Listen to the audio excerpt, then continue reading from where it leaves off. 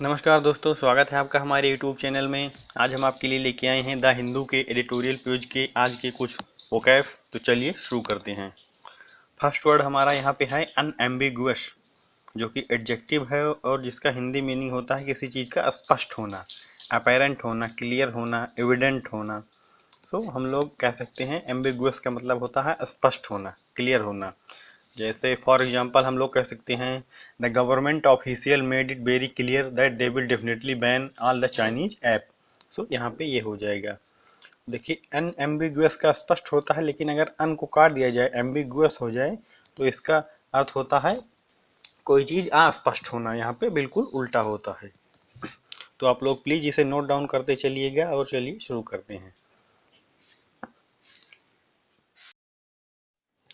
Next word है possession, जिसका हिंदी अर्थ होता है किसी चीज पर अधिकार रखना या स्वामित्व होना। पार्ट ऑफ स्पीच में ये नाउन है और पॉजिटिव सेंस में यूज होता है।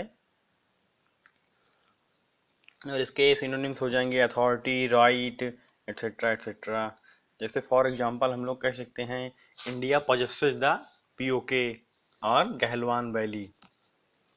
तो पोजेशन का अर्थ हो जाएगा किसी चीज पे अधिकार रखना या स्वामित्व रखना। बढ़ते हैं अगले वर्ड की तरफ।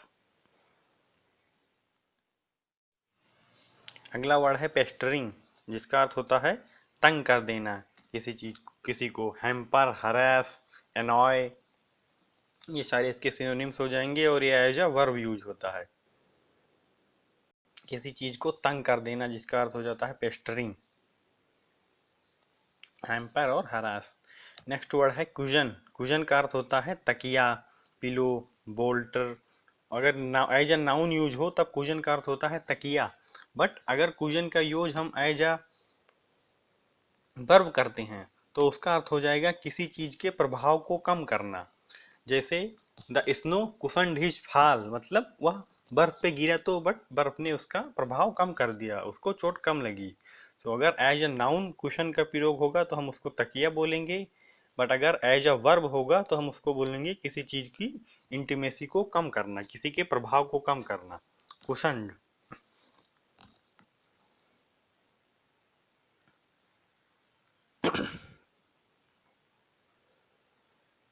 नेक्स्ट वर्ड है ऑफिकेशन, जिसका अर्थ होता है घबराहट होना, एनेक्जाइटी होना, ट्रेपेडिशन। ये सारे इसके सिनोनिम्स हो जाएंगे।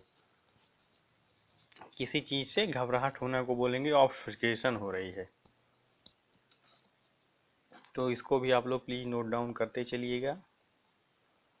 नेक्स्ट वर्ड है सिक्स्थ, फॉर्मिडेबल, जिसका अर्थ होता है दुर्जेय, मतलब किसी को हराना बहुत ही आसान ना हो, बहुत ही विकट हो, वो डर पैदा करने वाला हो। एडजेक्टिव के रूप में इसका यूज होता है फॉर्मिडेबल। कोई चीज दुर्जेय हो, बड़ी हो, विकट हो, डर पैदा करने वाली हो, मॉन्स्टरस हो, ग्रिम हो। जैसे फॉर एग्जांपल हम लोग कह सकते हैं the night king was formidable but Jon Snow did it well.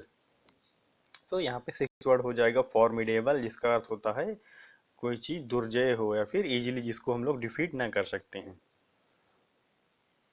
बढ़ते हैं अगले वर्ड की तरफ।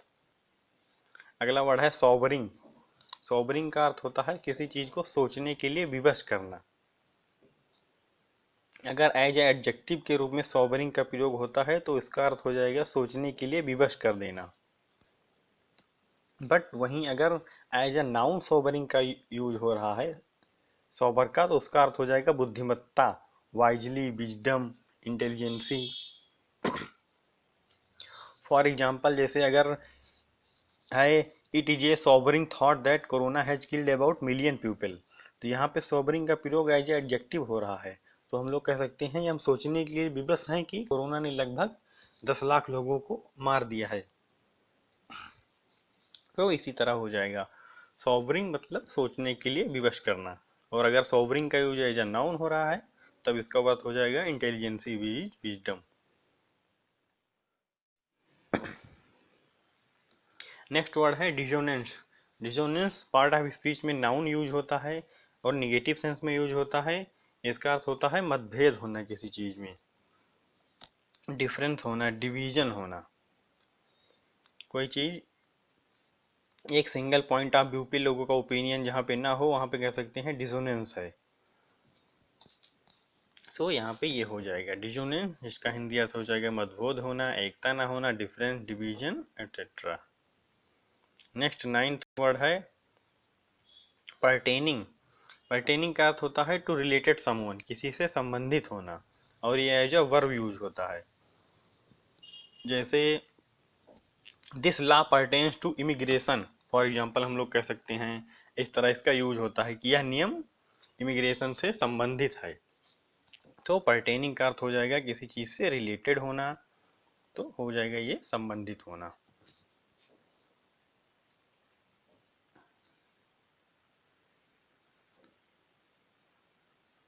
टेंथ वर्ड है accommodative. Accommodative as adjective use होता है, इसका अर्थ होता है सरल होना, उदार होना, काइंड, सबमिसिव, हम्बल, इस सेंस में हम लोग इसका यूज कर सकते हैं accommodative. Double C double M, इसको मिस स्पेल्ड में भी बहुत ध्यान रखा जाता है, तो आप लोग इसकी स्पेलिंग भी ध्यान रखिएगा, डबल सी डबल एम। अगर यहीं एकोमोडेटिव के स्थान पर एकोमोडेशन हो जाए, DATION हो जाए यहाँ पे, सो इसका अर्थ हो जाएगा आवास, जहाँ पे लोग रहते हैं। यहाँ पे एकोमोडेशन क्या है, तो उसका अर्थ ये हो जाएगा। और एकोमोडेशन नाउन है, एकोमोडेटिव एडजेक्टिव है, सो आप लोग इसका भी ध्यान रखिएगा। एकोमोडेशन का अर्थ हो जाएगा आवास, रहने का स्थान, आपका रहन सहन कहाँ है, और एकोमोडेटिव मतलब सरल, उदार, काइंड, सबमिसिव। नेक्स्ट और 11th वर्ड है क्वर्ड। ये आज का बहुत ही अच्छा द हिंदू एडिटोरियल का सबसे बेस्ट वर्ड यही था, क्वेस्ट, मतलब किसी चीज को मजबूर करना, टू कॉम्पेल समवन, कॉम्पेल, इम्फोर्स, ये हो जाएगा मजबूर करना। To force somebody to do something, वो हो जाएगा कोर्स्ड, मतलब मजबूर करना। ये एज अ वर्ब यूज होता है सेंटेंसों में।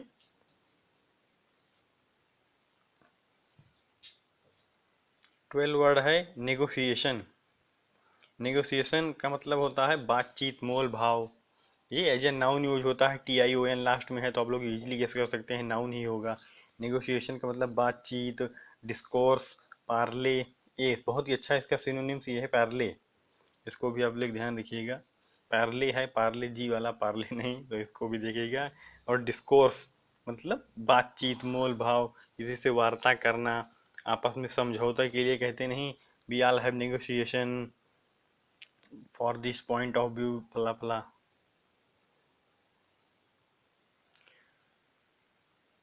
नेक्स्ट वर्ड है एक्सटॉर्शन। एक्सटॉर्शन का अर्थ होता है जबरन वसूली करना किसी चीज में। जैसे हम लोग पुरानी मूवियों में देखते थे, लोग वसूलते थे, तो उसको बोल सकते हैं एक्सटॉर्शन, मनी एक्सटॉर्ट करना, जिसको बोलते हैं जबरन वसूली करना। जैसे पिंक मूवी में उन लड़कियों ने उस पर केस किया था कि मनी एक्सटॉर्शन का, फॉर एग्जाम्पल हम लोग वहां से समझ सकते हैं, बहुत अच्छी मूवी थी। तो इसका अर्थ हो जाएगा जबरन वसूली करना। डिट्रैक्शन, ग्रिंकल, जैसे फॉर एग्जाम्पल हम लोग ये भी कह सकते हैं, there are a lot of culprit who extorts money from poors, उनसे लोग जबरन वसूली करते हैं। सो ये भी नोट डाउन करते चलिएगा, बहुत ही अच्छे अच्छे सेंटेंस थे आज के द हिंदू के बुक में, जो आपको बहुत ही हर प्रकार के exam, communication skills etcetera etcetera में काम आते रहते हैं। नेक्स्ट वर्ड है कॉन्वीनियंटली, जिसका अर्थ होता है किसी चीज को आसानी से, स्नगली, इजली। ये सिनोनिम्स काफी नया है, ज्यादातर PU लेवल के या फिर बैंक, SSC, CGL एक्सेट्रा में आता है, तो हम लोग स्नगली दे देता है, लोग कंफ्यूज हो जाते हैं, काफी नया वर्ड है। और इसका अर्थ होता है आसानी से, इजली। और पार्ट ऑफ स्पीच में ये एडजेक्टिव है, तो आप लोग इसका भी ध्यान रखिएगा। नेक्स्ट और लास्ट वर्ड है डेमोकल्स, जिसका अर्थ होता है खतरा, इंडेंजर्ड। कोई चीज खतरे में हो तो उसको बोलेंगे डेमोकल्स। इसी का एक फ्रेजल वर्ब होता है स्वॉर्ड ऑफ डेमोकल्स, जिसका अर्थ होता है खतरे की तलवार। यही वहां से लिया गया है, स्वॉर्ड ऑफ डेमोकल्स, खतरे की तलवार, यहाँ से वर्ड लिया गया है। बहुत ही अच्छा इडियम्स के रूप में भी यूज होता है, और डेमोकल्स का पार्टिकुलर मीनिंग भी खतरा होता है। सो आज के लिए बस इतना ही। ये थे आज के द हिंदू के एडिटोरियल बुकवेब के कुछ वर्ड्स। आपको अच्छा लगा हो तो प्लीज़ चैनल को लाइक करिएगा, शेयर करिएगा। और अभी इतने ज़्यादा डिवाइसेज नहीं है, सो थोड़ा वॉइस में प्रॉब्लम होती है, आप लोग उसको प्लीज़ माफ़ कर दीजिएगा। और देखते रहिए, हंसते रहिए, मुस्कुराते रहिए और पढ़ते रहिए।